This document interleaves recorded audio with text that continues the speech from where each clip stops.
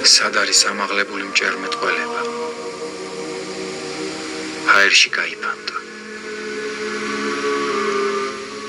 სად არის ელფერი სიჭაბუკისა?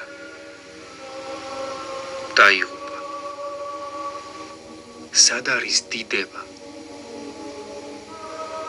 განკარდა.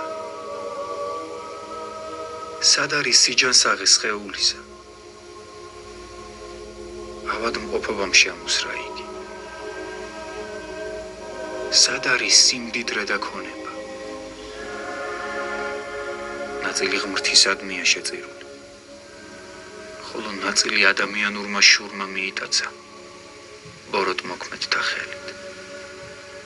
ჩემი მშობლები და ახლობლები საფლავებში განისვენებენ, მხოლოდ სამშობლოღა დამრჩა. მაგრამ ბოროტმა დემონმა ჩემზე სიძულვილის შავი ტალღები აღმართა და იქიდანაც გამაწევა.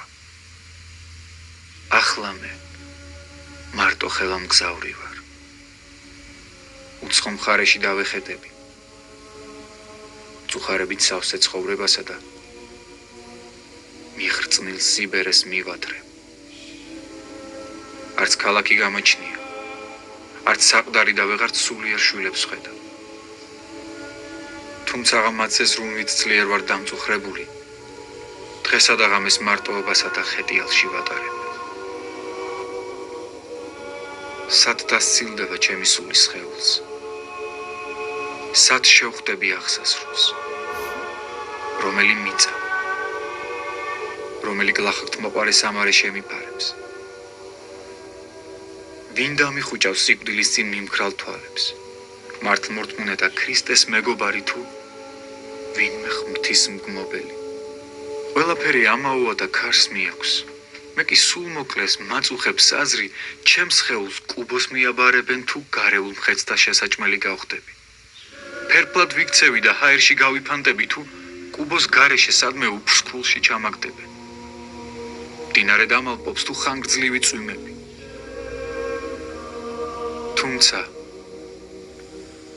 ასეც რომ მოხდეს უყოლოდ მაინც არ გავქრები და არც ჩემი გვამის მთლიანობა დაირღვევა. რამე თუ ბოლო ჟამს უფალი აღადგენს და შეჰკრებს ყველას. იმათაც კი, ვინ სიკვდილის შემდეგ ფერფლად იქცა, ან ნადირთა საჯიჯკნი გახდა. მხოლოდ შენ აღწრავ ჩემში ცრემსა და შისობა. ქრისტე, მე უფეო. შენ ხარ ჩემი სამშობლო, ჩემი სიმტკიცე და ნეტარება. შენ ყველაფერი ხარ ჩემთვის. ნეტავ მე ღირსოს ღმერთო, რომ მრავალი ტანჯვისა და მწუხარების საზღაურად განსვენება ვპოვო შენში.